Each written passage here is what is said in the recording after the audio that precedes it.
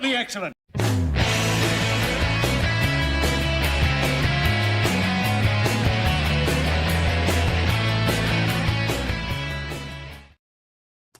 Hey, how's it going, party people? Hey, Welcome to episode 40 of Perfectly Excellent. We've done a little bit of a rebranding with some of our graphics and videos and things like that. You know, now that we're in our 40s, you know, we're a serious adult live stream. So it was time to change things up a little. Nice. I think that's good. I think it's a little too early for a midlife crisis, but it's kind of, you know, we got a new haircut. We, maybe bought a new car. We're doing something different. We're doing something. I actually am getting a haircut this weekend. I'm very excited about that because my hair is it's not so bueno right now. No, muy mal. Yes. How you doing? I'm good. I'm tired. I'm very, very tired. But I'm like psyching myself up. I'm getting trying to get the energy back in. I'm excited to talk about what we're going to talk about today. I don't know where this conversation is going to go, but it's going to be interesting. Yeah, we're gonna be talking a little bit about the internet later on, the old internet, the before times, before the dark times. Wild web. Yes, before the dark times, exactly. Before the algorithms. Yes, but before that, I got a different button I got to push. Push it. Perfectly excellent.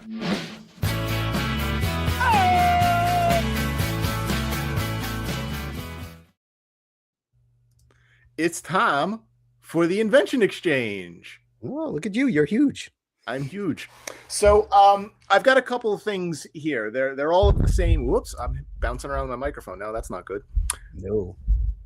I've got three things, all from the same line. They're more of those getting the important things. And what I'm going to show off is some Dino Riders. Ooh, now, these three are the three that my brother and I had as kids. So the first one is the Ankylosaurus. Wow. Was this yours or your brother's? Or were they just like kind of collective toys? This was mine. I had two of them and he had one of them. So this is the first one. This is the Ankylosaurus. You being the superior brother, that's why you had two and he only had one. Of course. Yeah. Me being the older brother. Oh, is that what it was? Okay. And then this is the one my brother had, which was that is a good one though. It's a good one.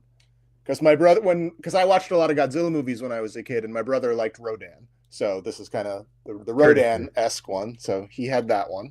Very nice.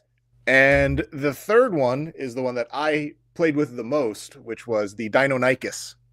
Wow. Look at him. Yeah, he's good. Basically, this is what the Velociraptor is supposed to be in Jurassic Park, except Velociraptors are actually little, like the size of turkeys. So basically, it was written about the Deinonychus, but the author Michael Crichton just thought Velociraptor had a better name, which, to be fair, it does. So he essentially just renamed it. Not wrong on that one. So what year were these things out? How old were you?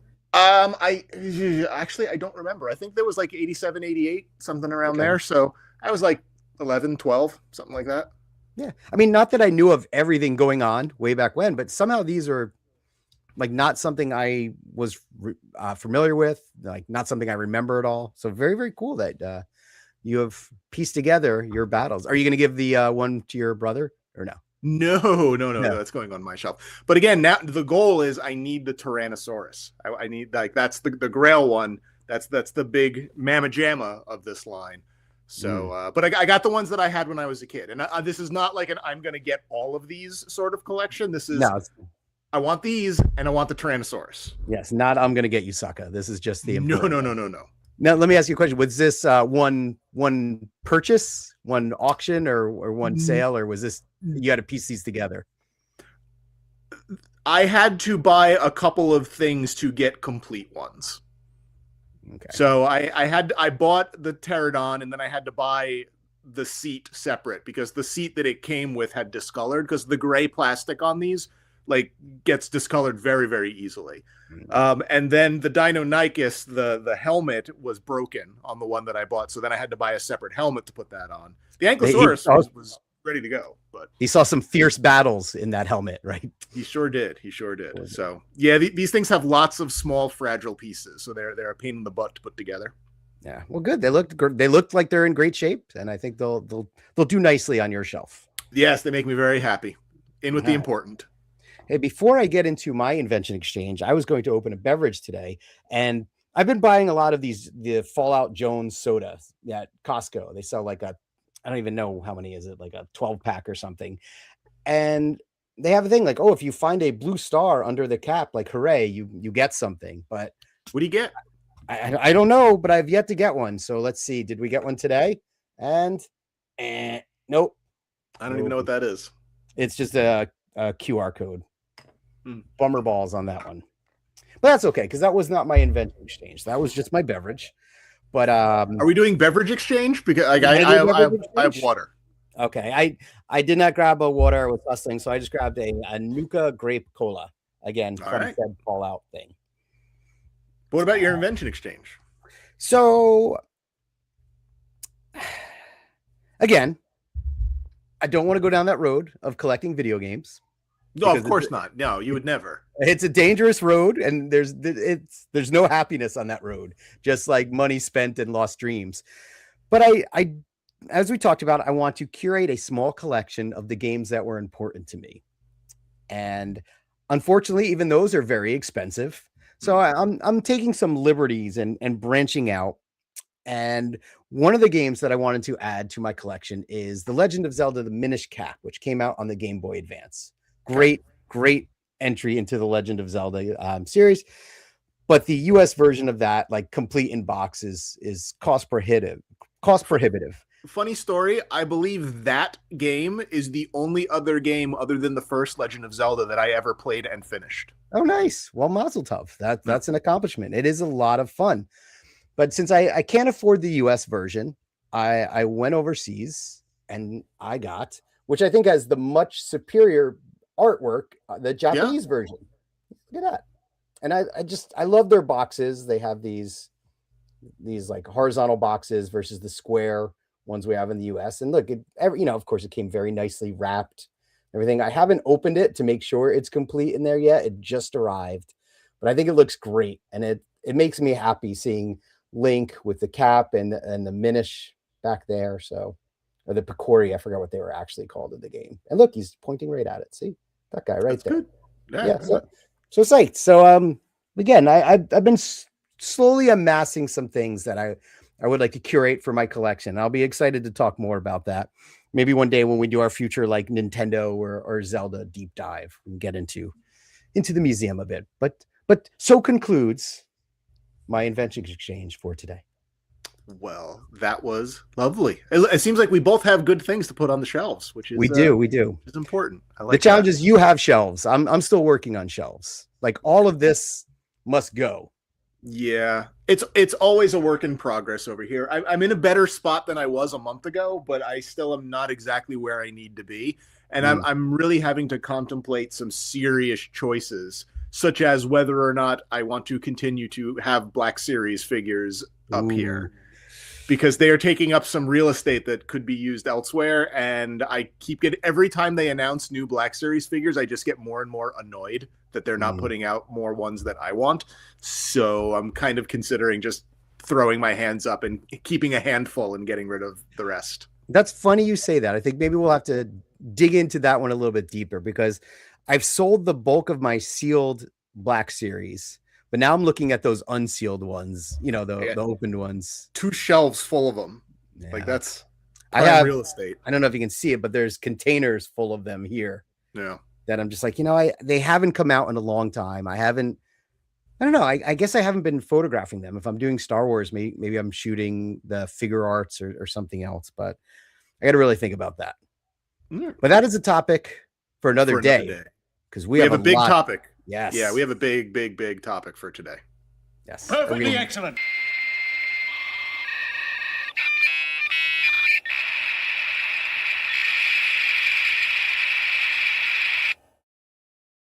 That guest book is cruising. We got two visitors during that time. I know. I guess we should explain, because because anyone who was not alive back then has no idea what they just saw there. So why don't you bring it in for us?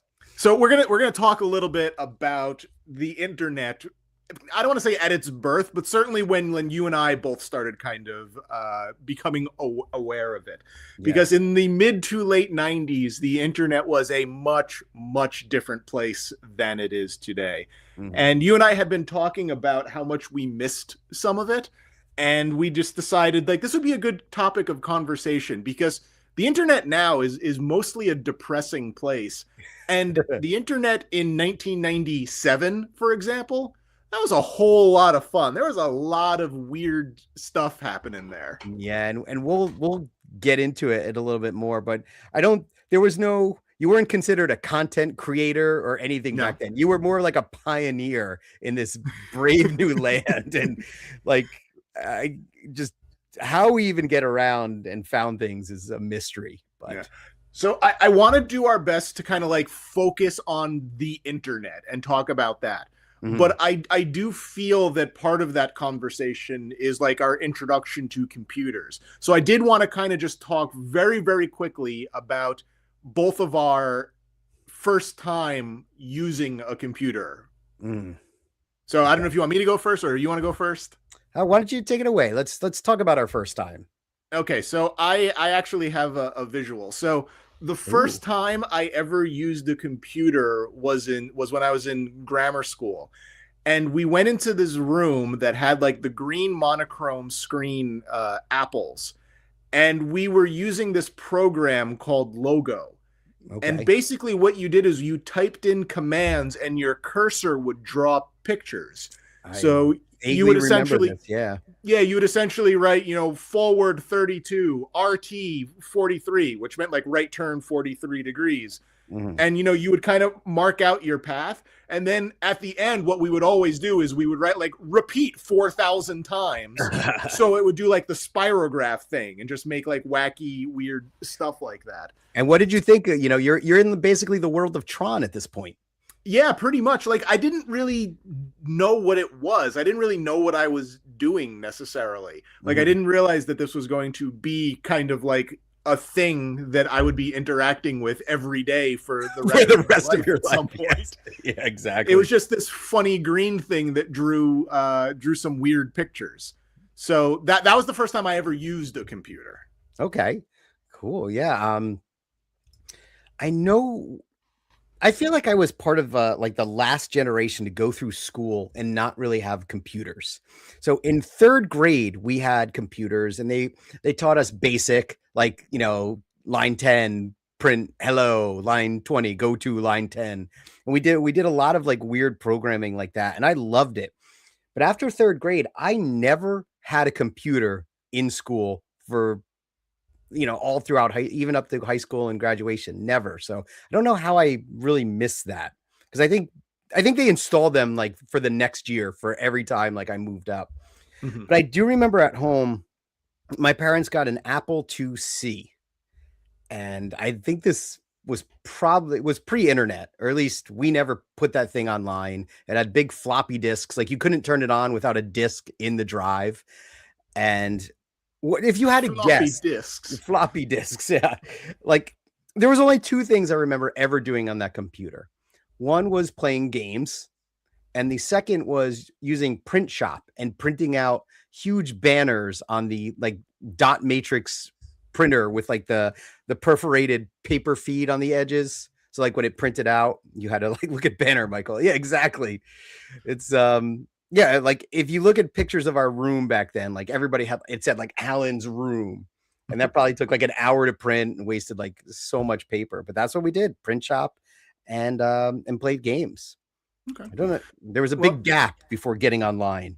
Yeah, and that's kind of where I wanted to go. So the next time that I experienced going online in any capacity, it was when I was in the probably 11th grade, my junior year of high school. And we had like a computer class where, again, we had like the dual floppy things where we were just sort of writing very basic stuff. But the computer lab also had a couple of 386s, which could do other things. Okay. And what happened is the senior year people in front of us, they put together a bulletin board for the school. That's advanced. Yeah, so so that would be 1996 93, 94, like that school year. And they put up a bulletin board that had like a couple of random things in it. But the thing that I was on that I used was Legend of the Red Dragon, which was a game that they hosted on the BBS where basically you just sort of went to these different places and you interacted, using text with either characters that were in the game, like computer characters, or other people who also were in this town. Wild. This is wild. Yep. Trying to get like experience points and trying to, to ultimately kill the dragon. And you would do some stuff and then you would go to sleep. And then the next day you would come in and see what happened. And sometimes someone else had attacked you and they beat you. Sometimes someone else had attacked you, but you were stronger than them, so you beat them. And this was a thing that for months and months and months, me and a handful of people who kind of did some of the computery stuff, or at least were in the class and had an interest in this, we were on this like every day. You use your 5 minutes to type in all of your commands, and then you wait till tomorrow to see what happens. Well, I'm proud of you. You're like the internet's first nerds. Like, congratulations. You were blazing a trail here. I have never seen anything like this, quite like this before, or had any interactions like this. And this was, you said, your junior year? Yeah, my junior year. So again, it would be 93, 94. And like, I wasn't in like an advanced computer class or anything like that. I was in like just like an easy one that just sort of taught you how to use it. Plus we used those dual floppy disk computers in the journalism class that I taught to like write stories for the paper. Okay. But this was just a thing that was sort of happening. Like the better nerds were building this stuff, and then me, a lower level of nerd, was playing with it. It's a symbiotic relationship. One cannot exist without the other. So, did you ever have any experience like with bulletin boards before the World Wide Web happened? Like I said, in high school, I took a typing class, so that tells you where our technology was. Not like typing on a computer, like on a typewriter, and all I remember from that class was on Fridays, he would give us instructions and it would say like hit X 40 times and then space and hit it. And when you were done, you had typed out a picture. Like that was the excitement of our technology. But no, this is, I don't know that I've ever, like, especially this early on, partook in anything like this. I mean, I played text-based games, but they were not a connected experience. They were just completely games like Zork, if you ever heard of that, where it's like, it would just tell you, you're in a room, there's a table in the room, and you'd be like, I don't know, look at table. Like you would have type a million things to try to figure out what to do, but never anything this advanced. Yeah, no, this was a whole lot of fun. So I assume that the first time that you did anything online, it was probably this stuff. Yes, and right there in the center, I don't know what happened. Like my mom was always very like tech forward. So I think she's the one who got the computer and she was online with Prodigy. And yeah, I wanted to see what all the fuss was about. Get me onto that information superhighway. So, I was able to create an account on Prodigy, and it was at a time where you couldn't even pick your own email address. You had to register and they just assigned it to you. And I still remember it to this day, this TCMW or maybe I don't remember. It was like TCMW71B at prodigy.net. And that was me for like, for the beginning of my internet, education. And I don't even remember, like, do you remember when you first got on? Like, what did you even do? You had to like use keywords or something to try to find stuff. I don't know what I did when I got online. Like, I guess you just looked for things because there was no Google or anything like that. Yeah, I never had anything like this, so I don't know anything about AOL or Prodigy or CompuServe. So yeah. I know that they're very much kind of like a gated community sort of situation. It was. And I remember you had like, somehow there was like rooms you could go to, like sports. And then I guess you were just like in a sports room with other sporty people. And yeah, it was, I don't think they knew what they were doing back then. They're just like, all right, well, you're online now. And unless someone answers the phone or does something in the house, and then you immediately get disconnected because it was not high speed internet at the time. It was very, very slow dial-up modems. And yeah. It was, did you ever get onto the web proper from Prodigy, or was it only in there? Because I know, like, once America Online hit, I know you could get to the actual internet. So thing, right? the only reason I think that I did was because, and I don't even know what year this, but one of the first things I saw on the internet, there was a website for a band, and I didn't understand what websites were, if they were temporary or permanent. So I printed it out because it had lyrics from the band, and I wish there was a date on it. But the only reason I say it was from Prodigy, because you won't be able to see, but at the bottom, this is it. So these are sicko lyrics they had posted on their website, very, very early days. And on the bottom, it says Prodigy web browser. So I was online from Prodigy, and yeah, look at that. It was amazing lyrics for, well, I guess just one album, and that's it. And then 7 inches. So that was all that was available at the time. But yeah, I honestly, when we talked about this episode, I'm curious to ask you, like, I really don't remember what you did online. Like, once you got connected, like, where did you go from there? What did you do? Well, certainly you didn't do really anything from BBSs. You needed to have like a specific IP number to dial into them. And I didn't have a computer when I was in high school or grammar school or anything like that. I didn't get my first computer until 1998 when I was in college.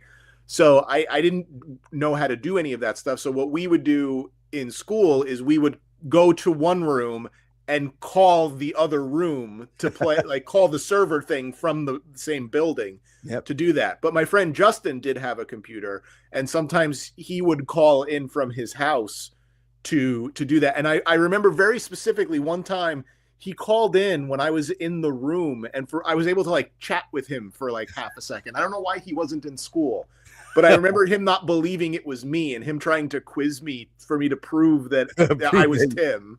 Oh, that's so funny. So that was kind of wacky. But like there were other bulletin boards out there, and if you had their IP addresses, you could call them, and they had other stuff. Like you could download pictures from them, or there were like other games or things. And I say download pictures with like, the crummiest gigantic files that, you couldn't really see much of anything. How did people even upload those? I have no, like, I remember what you're saying. I remember going into like alt binaries or something, and you would download an image, and you would see it would load. And it would load, and it would load, and it would load. Like it took forever. It was a painful process. Yeah. But my the first time I was on the very first time I was on the internet at all was the summer after my senior year, when I started dating a girl who had AOL. And I went over her house once, and this is the only time I ever used her computer, but basically she got me onto the internet so I could try to look up stuff about Beck. So again, like you, the music thing, I was trying to figure out, were there other Beck records that I didn't know about that were out there? So I remember, I don't remember finding a whole lot, but I remember trying to futz around on it a little bit to figure stuff out. But I didn't really get on the internet until my actual freshman year of college in 1995, when I started writing for my college newspaper. They had Macs that were connected to the actual internet. Wow. And, I got a school email address. So, and I remember very vividly my first email address, which is in some ways better, but in some ways worse than yours. Because you could actually pick, the first part, the before the @ symbol you could pick, but the after the @ symbol was nuts. So my first email address was squeegee@frontier.willpatterson.edu. I feel like I remember that one too for some reason, but Frontier, yeah. So that's just crazy, right? Like trying to like get these names and everything. But I remember, like, they had the internet, and it wasn't the AOL internet that I had seen. That it was just the raw internet. Yeah, it was just like you were in a browser, and there were search engines, and we'll talk about that in just a second. Yeah. But I did want to, before we do that, kind of talk a little bit about the email stuff. So this may slightly jump ahead, but obviously you had a Prodigy email and you had an AOL email. Like, what was that like getting an email address for the first time, and like what were you doing with it? You've got mail. Like, how would you even? I don't even remember. Like, how do you even know who to email?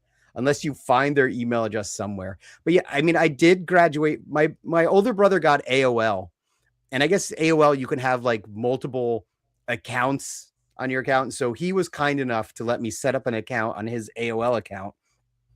But believe it or not, PopKid was already taken.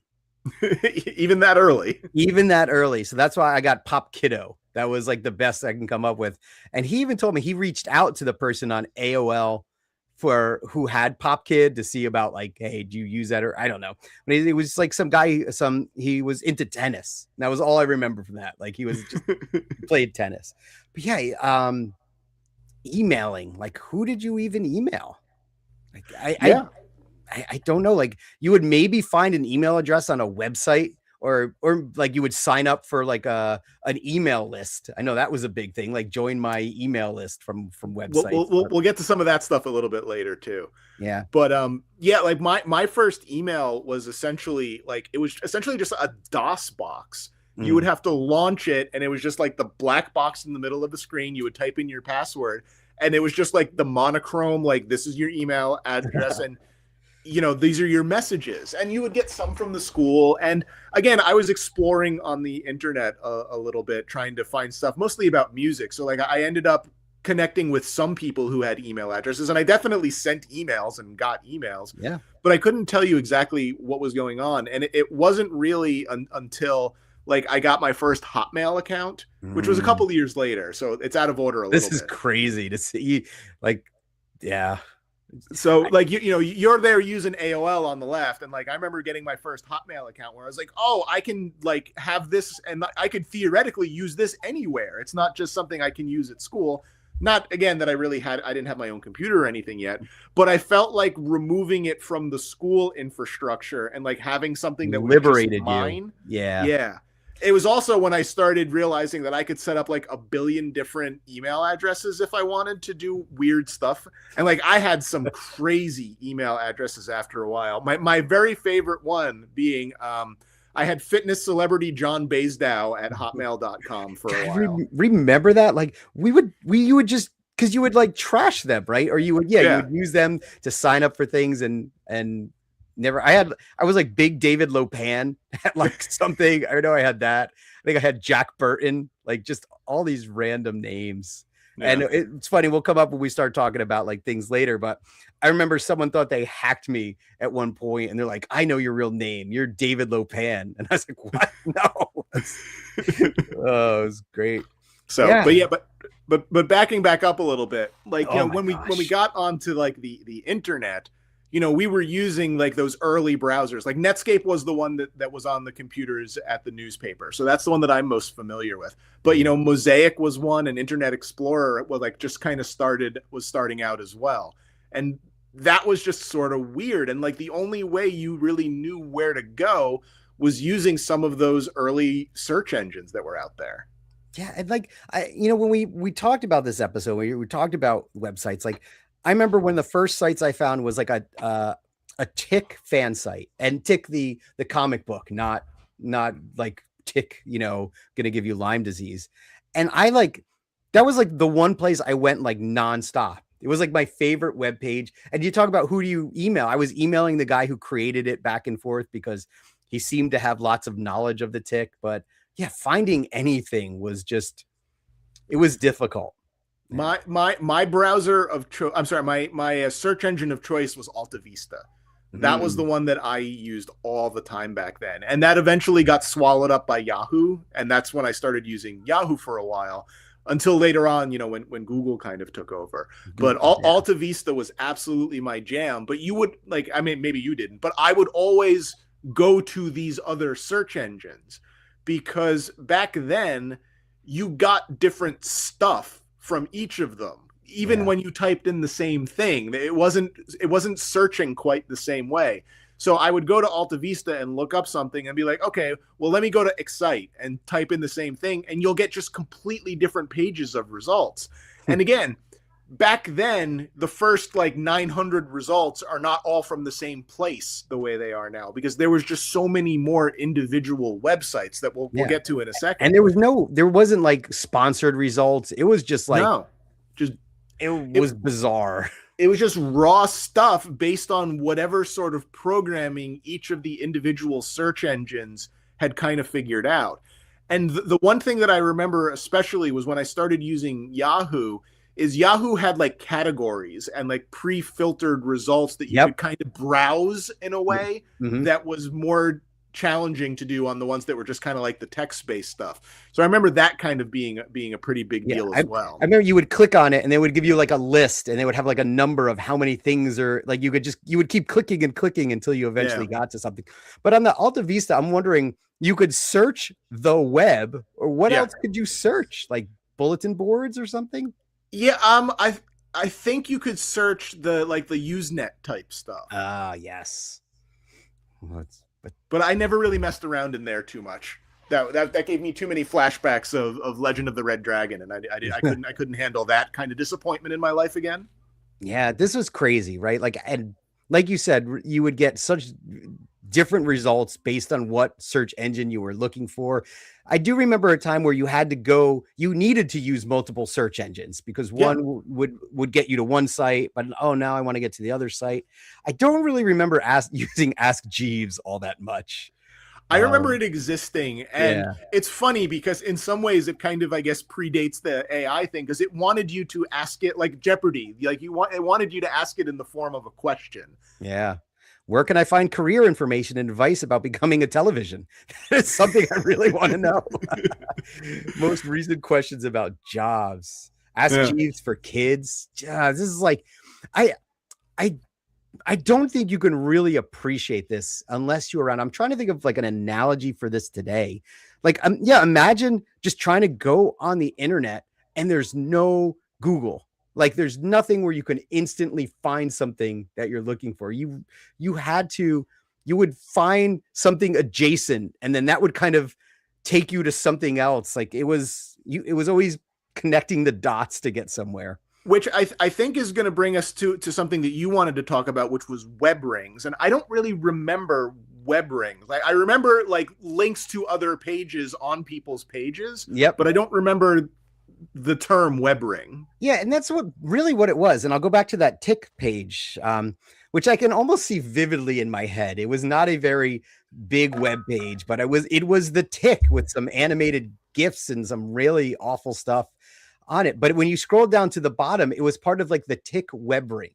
And all that was basically if you had it was a collection of fan sites. So if you had a tick fan site, they would link you in. And then when you scroll down to the bottom of the page, I could see like see next site or see previous site. And that's how you would kind of jump around within a specific fandom. So I'm like, let me go see this. That's a tick page. And each page had that at the bottom of their site. So you could, it was like crazy how more connected that was. And I guess we can get into that when we talk about websites. Everybody had like a links page, right? All early websites had links to other things. But this was a way to jump around and find more websites about a specific thing without having to go back to a search engine so that was what a web ring was.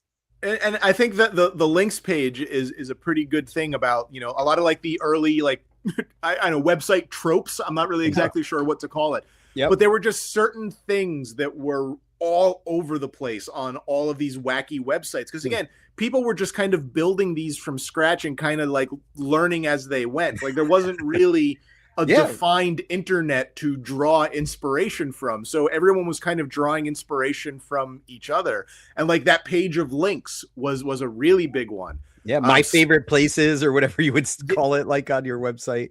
Yeah. And like, again, like we started making like a list of some things and, like splash pages, which again, I don't really think is much of a thing anymore, where you would go to a website and the first thing was just sort of like hey, welcome to the website.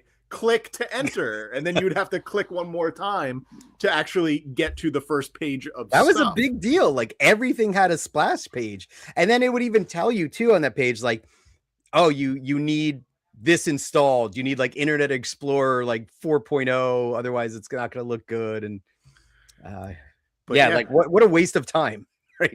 But this little picture that we put together is kind of indicative of a lot of the tropes. Like you had like the flashing text, the scrolling text, Yeah. The images are just like super pixelated, so you could barely see it. Yeah, because like everyone had such slow speeds with dial-up, so you had to crunch those images. And I don't like again, I don't even remember how we did it, like how you got an image so small, but they were terrible. They were so pixelated and just awful.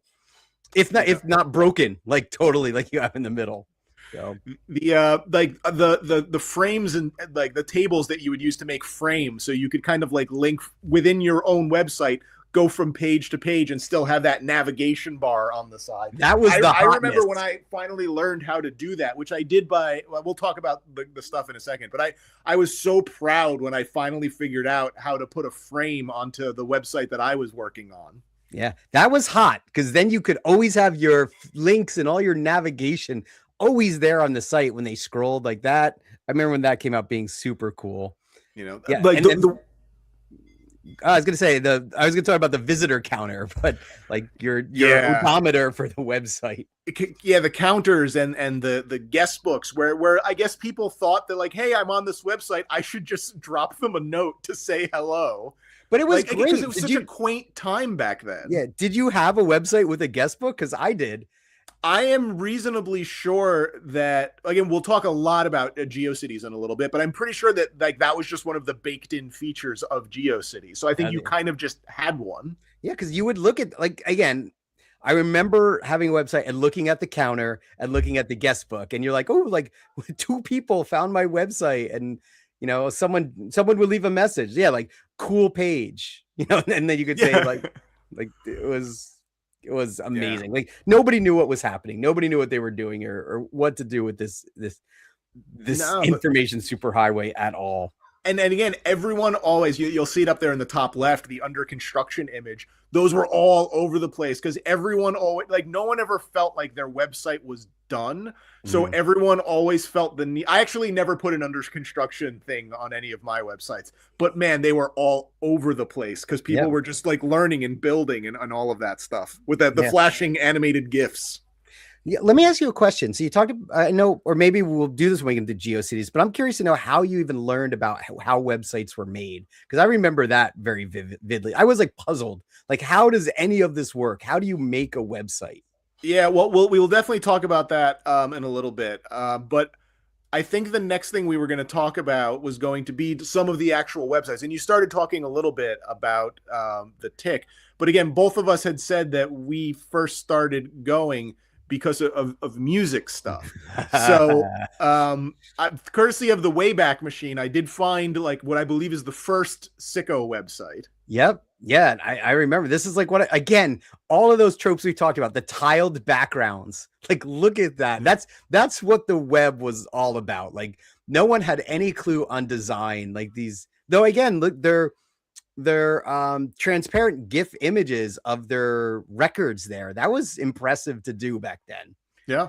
And then, they're your links, song samples, new songs. I would love to look at that and see what they used to put song samples up, because even just having any kind of audio and video, everything needed to be compressed so small because of the lack of bandwidth that people had. And it sounded awful.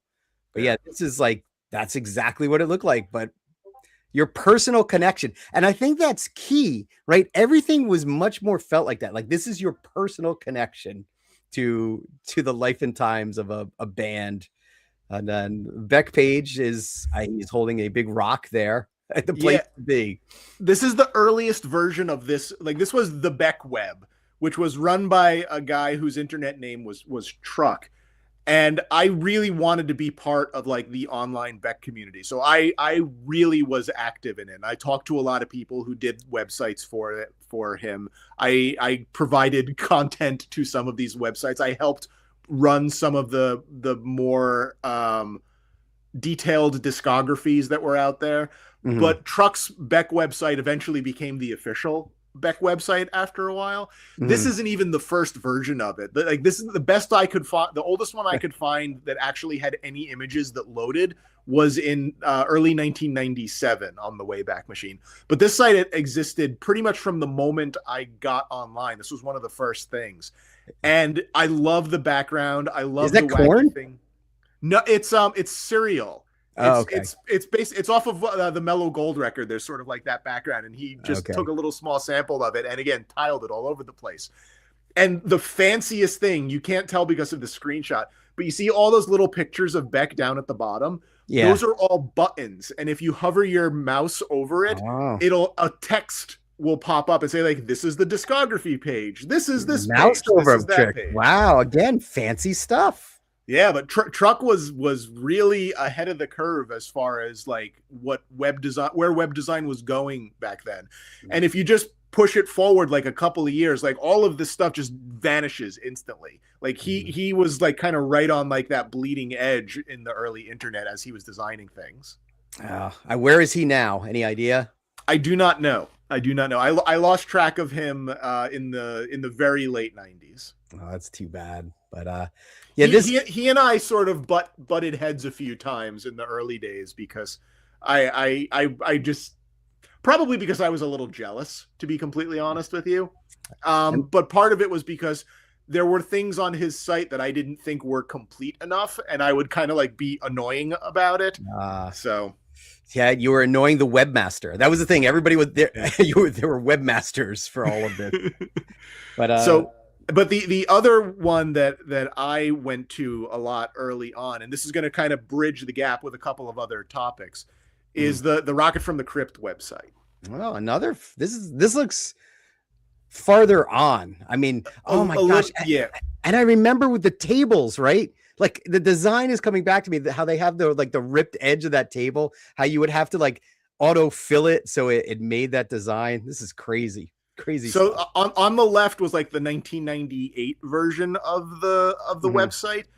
And the other thing that was on that website was a way to subscribe to Atom Jack, which was the Rocket from the Crypt listserv, which was, the email group. Yep. And what a listserv was basically you could email that email address and then it would compile it. You had two versions. Either everyone on that email list would individually get every email that each person sent to it, or you could subscribe to like the digest version of it, which meant once a day you would get an email that just had everything that people were saying back and forth to each other.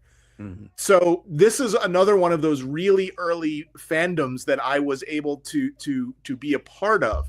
And Scott, who we had on on the McDonald's episode a few months back, Scott was also on Atom Jack.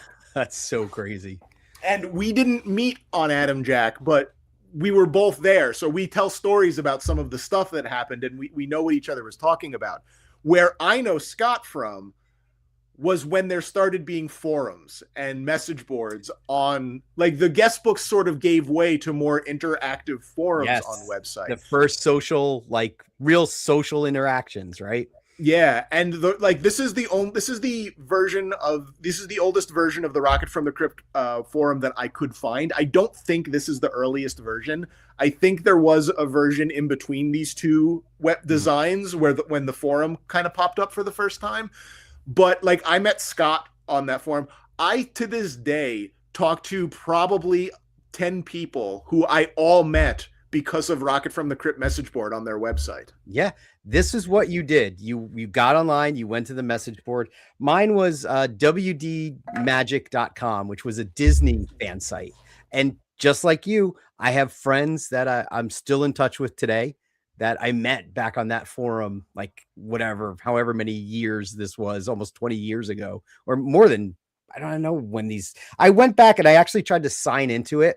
I haven't been on that forum forever, but I wanted to sign in to see if it would tell me like when I became a member, but they must have, I'm sure they've changed back ends, forum software over the years. And my account is completely gone, unfortunately. But, so what are some of the other like weird early websites that you were going on? Yeah, I was looking for like Disney stuff. Like I said, I found the WD Magic site. There was we talked about the tick stuff where I don't even know how I was kind of bopping around that. I would always look for like Star Wars stuff, like Star Wars collectibles. And I do remember at one point the official Star Wars website you had to subscribe to. Do you remember that? Like their hyperspace subscription, which gave you all the fancy stuff. But Yeah, I don't remember a ton. I think the bulk of the time I spent was on that Disney forum. Like that's where I really hung out. Yeah, I think what we're probably not articulating that well is just how many people had websites about random things. Yeah. And there are like a handful of really funny examples that I can think of. It's like, because one day I found a website based in Sweden that was about the movie Ski School. And mostly all it was a bunch of screenshots of the movie. And like I'm thinking about that now, and this is probably 97. How did you even do that? How right? did this person get pictures of the movie, which was not on like that was VHS. That was the only thing that existed. Like if Ski School didn't come out on DVD until like the 2000s. But like, how did this person in Sweden get these images from Ski School and erratically place them on a screen so that I could go look at them? Mm-hmm. Like there was just all sorts of weird stuff like that. Speaking of Ski School, Dean Cameron had his own website. And I got in touch with Dean Cameron, and I did like a email interview with him for my school newspaper, which I never ran because he was a gigantic a-hole during the entire interview. I do remember that. He was not a pleasant fellow. But what you mentioned about the Beck site, I feel like that happened a lot where there would be fan sites, like unofficial sites. I mean, no one called them unofficial because there was hardly an official thing at the time. Yeah. But then they would just evolve into becoming the official website. And I think you have some experience there. Yeah, we'll definitely talk about that in a second. But the other thing that I wanted to say before we moved more into the band stuff and whatnot is I also spent a ton of time on early pro wrestling websites. Okay. Where the news was breaking. Like, you would go to places like Scoops Central, and you would go to WrestleManiacs and Online Onslaught and places like that. These names. Yeah, and the people would just be writing opinion pieces about, the pro wrestling shows that were on like the previous night or week or whatever. Mm. And I just remember just like being so interested in that.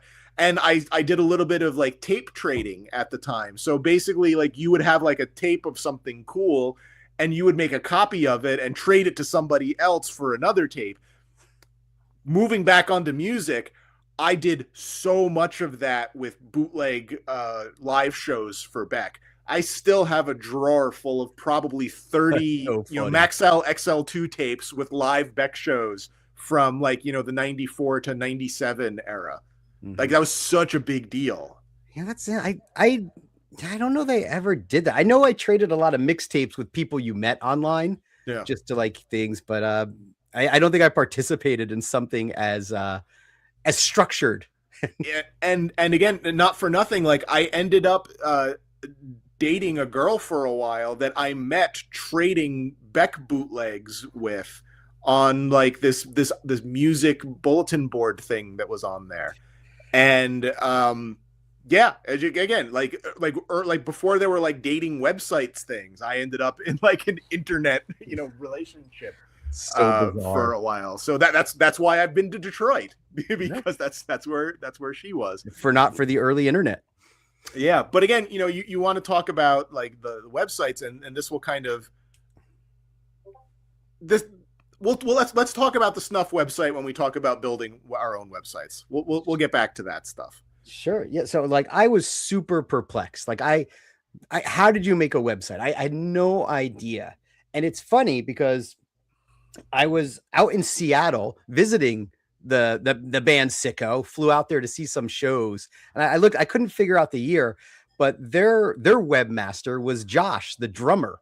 And I was staying at his house and I'm like, can you show me how you made a website? Because I have no idea. Like, how do you do this? So I remember sitting at his computer and he showed me the HTML for it. And I was like, how do you do this? How does it work? And at that time, I think everybody was just doing it in like Notepad, right? That's how you built a website. You would just write out all the text.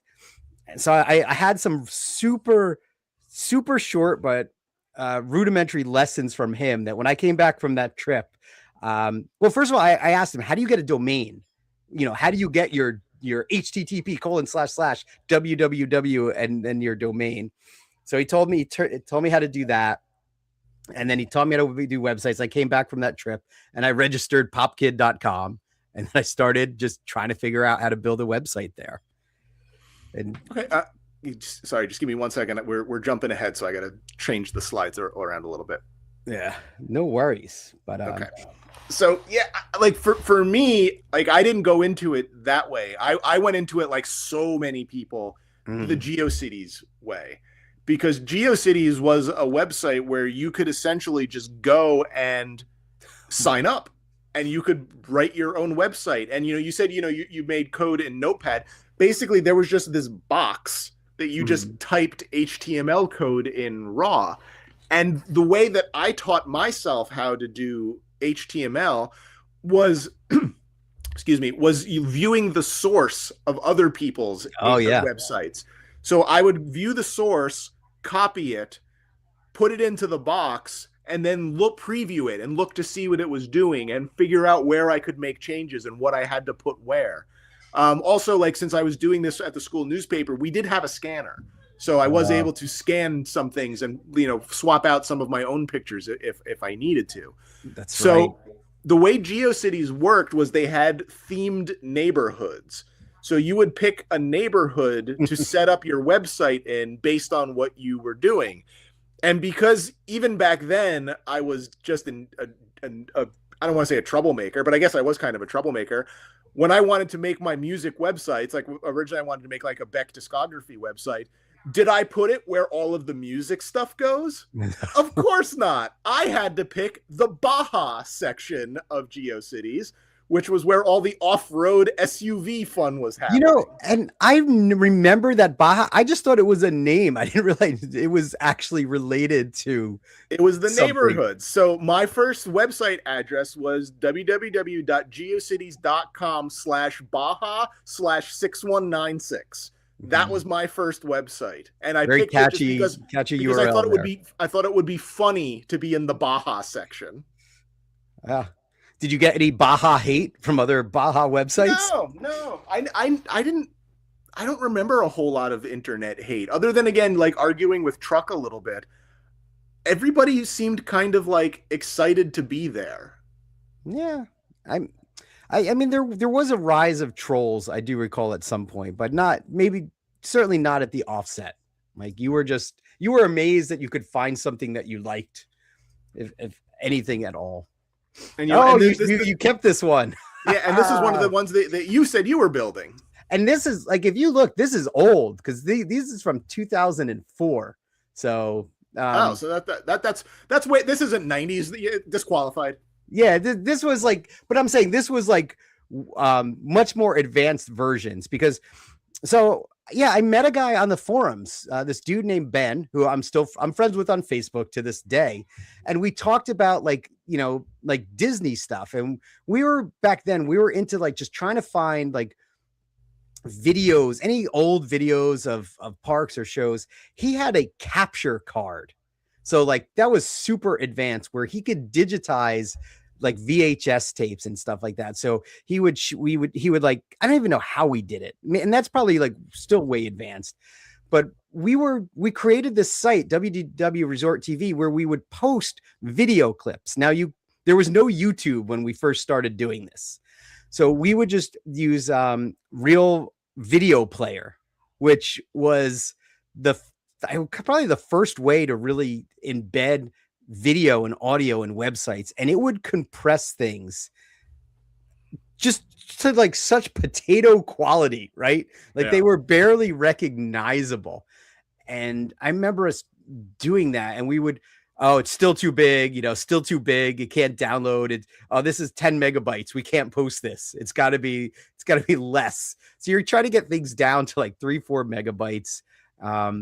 And it was just crazy. I'm trying to look at what's on here. Ghosty Man. And then people wanted to share. So somehow people were sending us VHS tapes of just random like home videos they had of Disney. And he was finding a way to like get them digitized and then compressed. But 2004, this was pretty advanced at this point. Like because we eventually moved on to torrents, I think, and did that. We had what was it, an IRC server where we hosted a lot of the larger files that we could put on the website.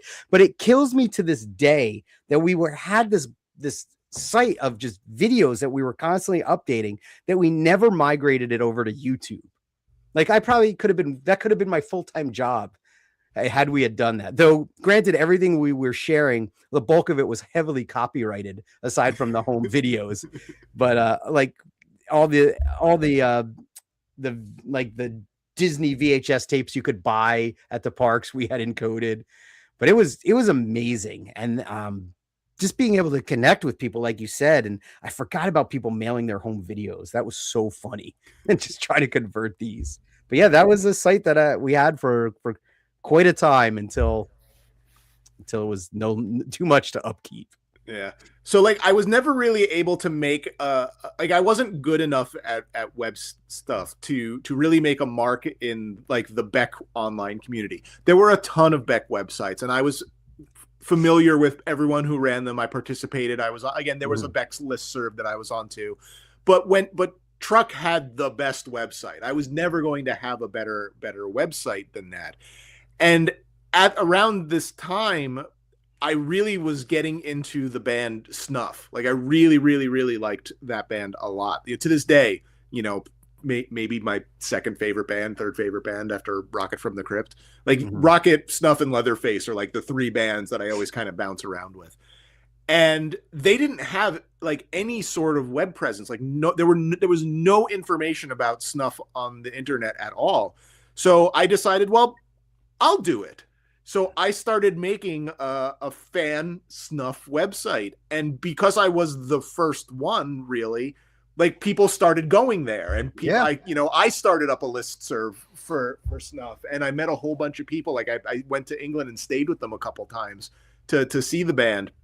I ended up getting in touch with the band at some point because someone who knew them got in touch with me when they were going to come over to tour. And they were like, hey, do you have a place for them to stay? And at the time, I didn't, but you did. So, I did, yeah. So we had Snuff stay with you one time. And then the next time they came back, they stayed with me because I had moved to a different place. But eventually, like, that parlayed into, I ran the official Snuff website for years. Yeah. And that was a lot of effort for you, because that got like big. I remember you were putting a lot of time and effort into it. So, and I was doing it like my friend Steve was helping me out with a lot of the graphics. Like, that website looked way better than it ever could have if it was just me. Where's the Wayback on that? You don't have it? No, I can't find one that was early. Like, I can way back it to like I think like 2000 and something. Okay. It looks too nice. Like, it doesn't look like the internet that we were talking about, because like there were much older, much worse versions of it, but the Wayback Machine did not archive any of those, unfortunately. Oh, that's too bad. But like, I had the very first Snuff discography up on the website, and then people would let me know what I was missing, and then when the band got in touch with me, I was able to kind of figure out everything. And that was a blast. You know, I ended up getting from you taught me how to get a domain. So I had snuff.net pointed to my Geocities page. So it would just go right there. That ended up, like, the band put that in their albums after a while. Like, it was so awesome. And like, I built like a really cool community. The funny thing is like, that community didn't really stick around the same way that the Rocket from the Crypt one does. Because again, there's like a dozen people that I still talk to from the Rocket from the Crypt days. I don't really talk to anyone from like the Snuff days, other than like occasionally, like I'll talk to Duncan, the singer from Snuff, but that's like every couple of years we'll exchange an email. Yeah, that's weird. Maybe it was an older crowd to begin with. I don't know, but it yes and no. It's funny. Like, I said this when we did some of our like music stuff. I've always felt like I was just a couple of years younger than everyone else that was interested in the thing that I was interested in. So some of the Snuff people were definitely older, but like the Rocket from the Crypt people, even though all of the ones who I've kept in touch with are my age or younger, I always felt like there was this 2 or 3 year ahead of me generation of Rocket from the Crypt fans that just seemed to just know everything, and like they'd seen things that I'd never see. Of course, yeah. Hey, I just noticed the time, and I feel like we haven't really gone through like half the things we wanted to talk about. No, we've gone through way more than half the things, but I think one of the things that we wanted to kind of talk about were a handful of like the key moments in time on the internet that we kind of were talking about. Yeah, and you put one on here that I don't remember. So tell me about the Phantom Menace trailer. Like, what was key about that on the internet? You really don't remember that? So the Star Wars website posted the Phantom Menace trailer online. And unless you wanted to go buy a ticket to see Meet Joe Black, the only way you could watch the Phantom Menace trailer was by downloading, look at the specs on this thing, downloading a 480 by 210 version of the trailer. And this was like one of the first times where there was like an internet happening where everyone was going to do something. Look at the AVI 160 by 120. Like what is that? I was at my school newspaper that had a T1 connection or whatever the equivalent of that era was. I waited for hours for this stupid thing to load so I could see that really foggy scene where the Gungan is riding the dinosaur for the first time. But this was like a super big deal. Like I put hours into watching, like trying to download so I could watch the Phantom Menace trailer like that big. You know, it was like the tiniest of tiny little things. Yeah, see, this is like I don't remember this. I'm pretty sure I went to see Wing Commander in the theater just to see the Phantom Menace trailer. Which was a terrible movie. I'm not the Phantom Menace. We can talk about that, but Wing Commander was awful. But this was like a really big deal on the early internet. Like, you know, if you do some research about it, like just look it up. Like Steve Jobs was saying, like this was the most important movie trailer that ever happened, and like it was one of the first, like, I don't want to say a viral thing, but it was one of those first things where so many people were all kind of doing the same thing on the internet at the same time. I am flabbergasted that you do not remember this. Yeah, what year was this? Like, when did this happen?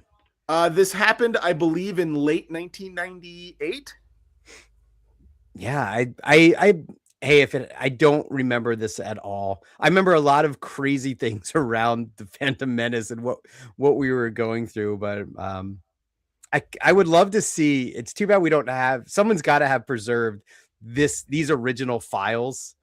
Because a 160 by 120 is just a I'm telling you, like it was no bigger than this. I mean, like here, let me. So basically, like if my monitor, if my box here is your computer screen, it was like this big. Yeah, that's such a small size. So now that's an event I don't recall, but it must have been something. It was a big one. The teaser trailer is here. Look at it. And this is like a professional website. Like this. Oh yeah, this is fancy. For 98, this is fancy. Yeah. Look at all those links. I mean, to actually have like download files and wild times. Yeah, I don't think I have anything quite that can compare to like this type of event. Yeah. The other things that I had thought of, or at least the ones that, you know, I bothered to make slides for, was like, I remember when MapQuest became a thing. To where you could, because when I was in high school, me and my friends went to Great Adventure on like senior skip day with a map. You know, like with a folded paper map to try to figure out how to get from Sussex County, New Jersey to Jackson, New Jersey, where the Great Adventure amusement park was. And this was amazing. MapQuest was huge. Like this was a site that like was a huge resource, because anytime you needed to get anywhere, right, you would just go in here, put in the address, and it would give you this map that you would then print out and take with you on the road. Yeah, I'm not talking about that. When I went to Great Adventure, we just had like a map, like the kind you would buy at like a gas station. Mm-hmm. This replaced that to where you could get very specific step-by-step instructions of where to go. And it was like a total game changer at the time to like start exploring some of the places, or at least exploring places in a more logical way where you didn't have to rely on information from someone else, or again, like a folded paper map. Yeah. Just think of printing out GPS instructions. Make a left on this street, then go this and make a right on that. And I just remember like once you went off the map, you were ruined. Like it was done. You're like, we got to get back to the map. We got to get back. But yeah, this was a great resource. This and I feel like it wasn't too long ago. I actually saw a MapQuest printout like in the backseat of some car in a parking lot somewhere. And I was like floored. I'm like, oh my, how can someone have that? That's amazing. But they are still around and still mapping. So and then the last one I made a slide for was this was kind of a big one. And we decided to not talk about this too much because we could probably spin this off into its own episode. Yeah. But, you know, the rise of Napster and what a completely weird and changing event that ended up being, in a way that, you know, that let a genie out of the bottle that was never able to be put back into it again. Yeah. And I told you about this already, but I remember working at a record store and the owner of the store saying to me like, oh, one day people are just going to like put music online and, you know, they're going to just download it. And I was like, there's no way. Cause remember, I'm compressing things with real player, like real audio player and real video player. I'm like, there's no way that's ever going to happen. But yeah, I mean, he kind of nailed that one, right? Yeah.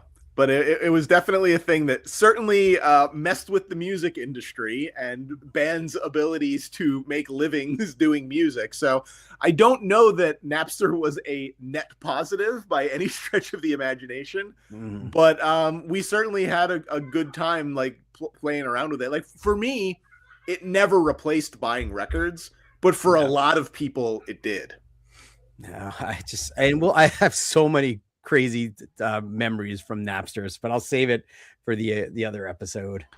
But so yeah, we can do a whole thing on file sharing and all that random crazy time that happened there. Yeah. So I think the other thing that's kind of a really big deal for us, and I think the thing that ties this back to perhaps like the collector folks who do tend to watch this, is e-commerce. Yes. Buying things on the internet.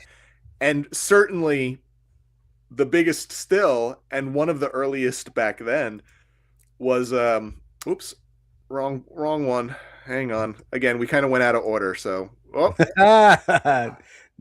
it is. Yeah, to be e-commerce, I think during this time you had to have an E like in your name, right? Like that was the rule. And eBay it definitely survived, sure, outlived a lot of the other ones. Yeah, I started using eBay really, really early. I actually think I used it before you did, because you said that your first account dates back to no, my current account dates back to 98. Okay. We used to, you remember, like the way it all worked on eBay was crazy. Like you had to send money to people. Do you remember that? Like you would have to send a check to someone, and then something would arrive, and then eBay would ask you for money, and then you would just delete that account or abandon that account and start a new one. So yeah, I didn't sell much early on, but I bought records and stuff like that. You know, there was a time where you could go on eBay and you could just type in the word punk and it would pull up like 100 things to look through and whatnot. So I burned my first account for the stupidest reason in the entire world. Go on. I got negative feedback as a buyer for something that I decided I didn't want to pay for. Okay. So I just decided, rather than have that one bad strike against me, I just decided to burn that whole account to the ground. So my current account that I use is from 2005, but I'm pretty sure I had an account going back to maybe 96. Okay. Yeah, I again, my current one is 98, and it's the same thing. Like for me, it wasn't the feedback; it was the fees. Like they tried to come at you at some point to like, hey, pay us money, or we're gonna like delete your account or whatever. And I was like, okay, just open a new account. And then at some point I, at 98, I decided, okay, let's be fair and square. We'll be honest from here on out. Well, at some point they made you enter a credit card. So like they would just take the money from you. Did I have a credit card in 98? I don't even know. Yeah, I definitely did. I had a debit card, I think, at that point, but yeah, I definitely remember writing checks, sending them out, getting stuff back, bidding on records. When I worked in the music industry in the early 2000s, that is when I started selling some stuff, because like I interned for a while, and you don't really get paid when you're an intern in the music industry. You get paid in CDs. Yeah. So I just had I was selling lots of CDs to like supplement my income on eBay. And I remember getting checks in the mail and then, mailing, and like, because the place that I worked, we had a postage machine. So I would mail the CDs out from there. So I didn't have to pay the postage part either. So I got to pocket that as well. Nice. But I got busted for that from like Fat Records for selling promos on eBay. They were not happy about that. Yeah. But it was the same thing. We were just like, we weren't making lots of money. You're just trying to figure out how to like get a few bucks. And eBay was the most professional and the most organized, but there were just lots of other like random ways you could end up buying stuff and trading for stuff. Like the two of the rarest Rocket from the Crypt records that I have. One is the split 7-inch with Septic Death, and I got that by trading some guy all of my Star Wars trading cards. Like I mailed him like my binder of trading cards, and he mailed me the Rocket from the Crypt Septic Death 7-inch. And this wasn't just some guy I met doing Rocket stuff. This was a person who had a website where they listed out all of the rare records that they had and all of the stuff that they were looking for to trade for it. And it worked. So that was awesome. There was this other place that did an auction. I think it was a record store called Vacuum that was, I guess, in San Francisco. Because I remember like the website address was Vacuum SF. Okay. And they did like a blind auction where you had to like email them how much you were willing to pay for stuff. And I remember that this auction was happening when I wasn't home. I was traveling somewhere and I didn't have access to a computer. So that guy, Steve, that did the graphic work for Snuff for me, he put in a whole bunch of bids on stuff for me. And that's where I got the Rocket from the Crypt Rocket Pack 7-inch, to which I spent $325 for, again, in like 97, 98, something like that. 97, I think. And it was considered such an outlandish sum that like a couple of years later, Vacuum wrote some sort of like recap of that auction from a couple years ago, talking about like the top 10 most expensive records they sold, and they actually made it a top 11 list because of that record that Steve bought for me, and they made fun of him for spending that much money on it in the write-up. That's great. Oh, that's so funny. That being said, today that record sells for like $1,500, so I got a pretty good deal. Who's laughing now, right? Yeah. Yeah. I love how I'm looking at this eBay page. I love how there's broken images. Again, classic internet, like things would just time out, wouldn't load. And there's links to like the priority mail on there. Like, and everything had this trustee, like, site user agreements. This is just funny. Prior to eBay, I remember it must have been just on AOL. They must have just had like buy and sell toy groups.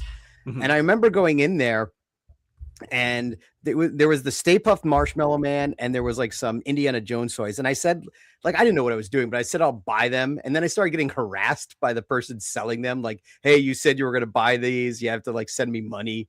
And I felt pressured to actually send, like I sent the check and I got the figures. But that was not a pleasant experience in those groups. That was not a pleasant pre-order experience. It was not a pleasant pre-order experience. Like, I didn't know what I was doing. Like, I wanted the things, but I don't know that I really had intention to buying them.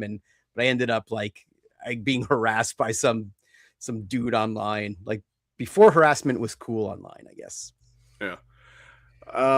One of the other things that I did was for a very brief period of time, I tried to do Snuff's mail order for the US. Oh, man. So people could like send me money. I would send them merchandise that Snuff had sent me and then send Snuff the money. And that was so convoluted and ridiculous. I only did that for like maybe 6 months or something before we all kind of agreed, like, this isn't good. No, this isn't good. And I can't imagine, because even thinking about I think about eBay now is so slick. Like you can print the label out, you slap it on the box, you send it in, shipping in advance. Like back then, you didn't know how much something cost to ship. Like, how did we even figure that stuff out? You had to guess. Well, in my case, I was just not. Oh, so it didn't matter. Yeah. Yeah, it didn't matter for me because I was using someone else's postage machine. But you kind of had to guess. Yeah, so funny. eBay store bookmarks. Gosh, hey, I gotta say, out of all like the internet startups, eBay's still around, right? And they never were dethroned. Like Mercari came around, that kind of isn't really doing much. The Whatnot thing, which we'll have to talk about. We should do a Whatnot episode because I don't know what's happening there. It's so weird. Lots of AI slop is what's happening on there. Yeah. Do you remember buying anything not auction? Like you're going to Amazon and purchase anything there for the first time? I bought a book from Amazon like really early on. I think I bought a school book actually from Amazon because that's sort of what they did early days. Is they were just a bookstore. Yep. So what I do vividly remember going on their website probably in like 97 or so because I remember doing it from like the school newspaper, and I remember just buying a book. I don't remember what book it was, but that's my first thing. I don't have that account anymore or anything like that, but. Yeah, I looked back. I thought I wrote it on the outline, but I guess it didn't. My oldest purchase on Amazon was some Wannadies singles.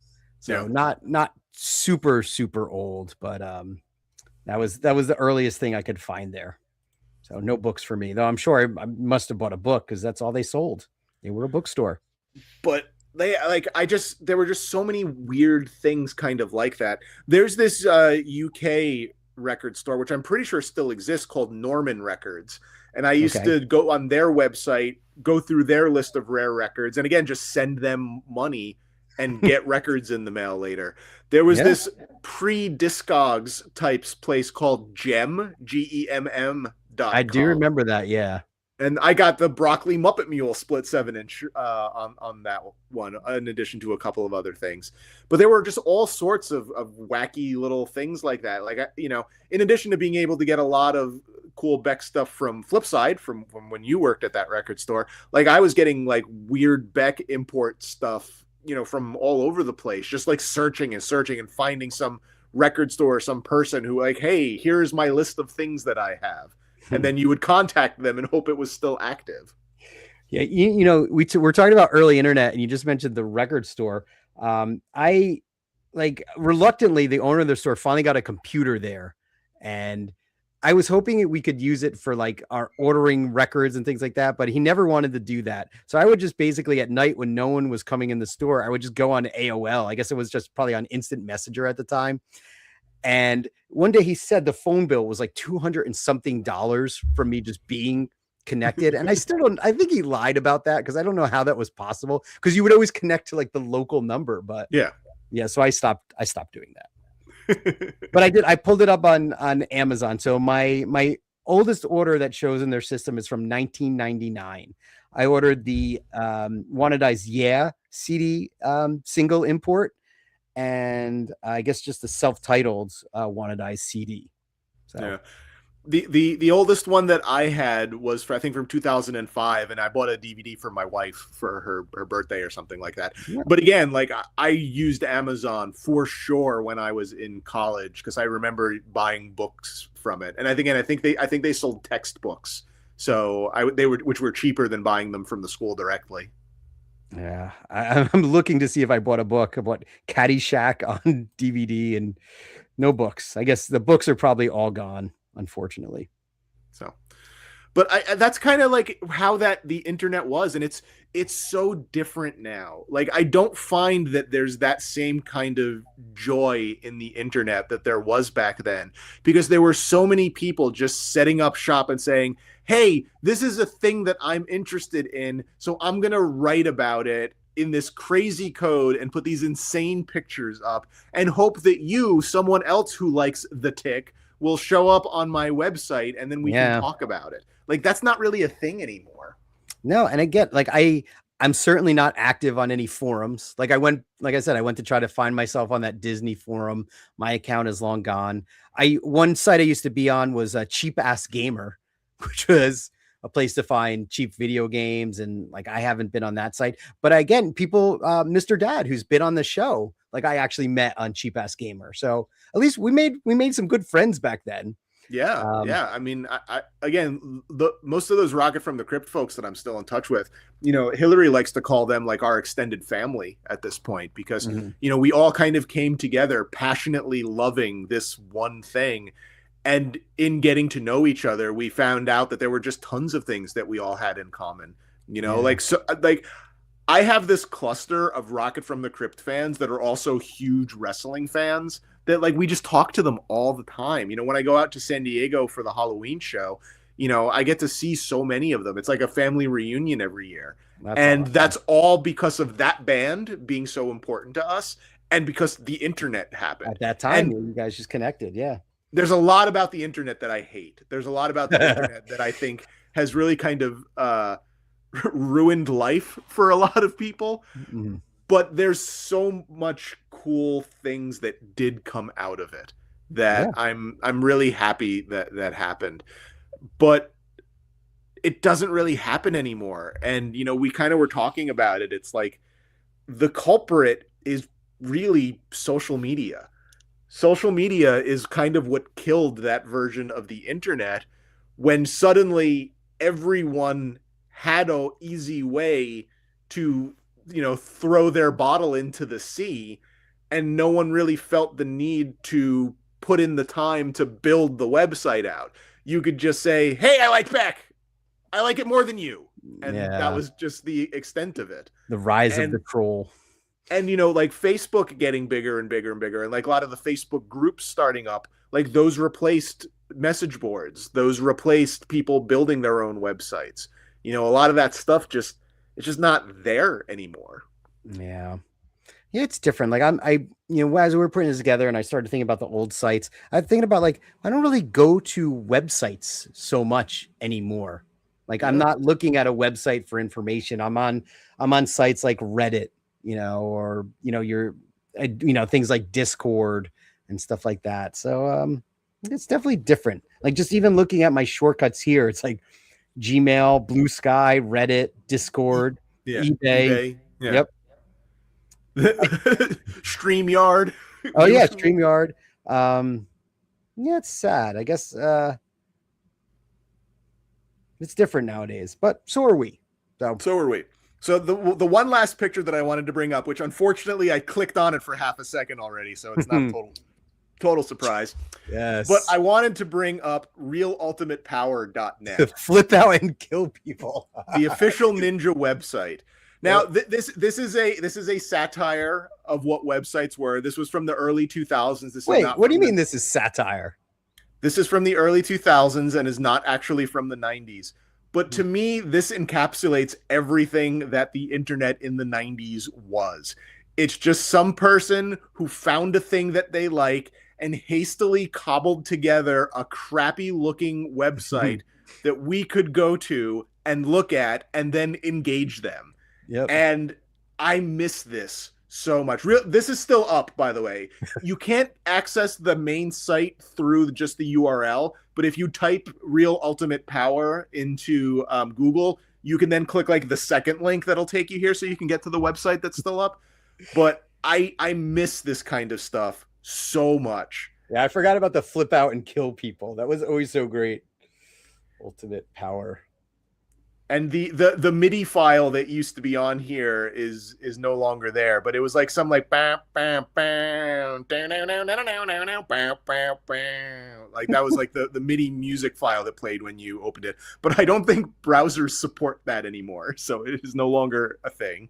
What is this on A Real Ultimate Power, the official ninja book? He did. I bought a Real Ultimate Power T-shirt from him. It was actually ended up being the first thing I ever bought from Cafe Press because I didn't know what that was. What I found out was, that is a shirt that will deteriorate by washing it 3 times. But I bought a shirt that said, "I love ninjas so much it makes me want to crap my pants," because that's the sort of weird stuff that he was selling. And I guess he's got a YouTube page now, which, yeah. Oh boy. But yeah, that's perfectly encapsulates the internet. Just random weirdness. Good time. I miss it. I miss it terribly. Hey, at least you got to see it. At least you were there. That's true. That's true. I would be very depressed if the only internet I ever saw was the internet that exists today, with 10,000 pop-up ads all over the place, with content blockers and subscriptions, and you have visited this website 5 times, so you are no longer allowed to read anything. I would be so depressed if that's the only internet I ever knew. Yeah. Well, we've got the memories, the good times. Good times. The Wild West, right? The Wild Web. But again, like, we could probably spin off some other internet things. Like we could probably do a whole episode about social media, but I don't think we will, because I think we'll both just be angry. But the file sharing and anything good to say there. Yeah. I don't know that I have anything good to say on the other side. The file sharing and just like music stuff in general, I think would be an interesting topic, because in addition to like the people that I met from Rocket from the Crypt, you and I met folks through just trading music files that, again, we still know to this day. So that might be an interesting thing to talk about. Okay. We do it from a music perspective. Yeah. Yeah. Cool. So, alrighty. We're not sure what day we're going to be going next week. We have some scheduling conflicts on Thursday. So we're going to probably have to try to pick some other day next week to do the show. So we will keep everyone posted on what the topic will be and what the day will be. But rest assured, you'll see us soon. All right. Time to log off, right? Someone needs to use the phone line. I need to use the phone. Get off the internet. All right. Everybody, enjoy your time. All right, have a good one. Perfectly excellent.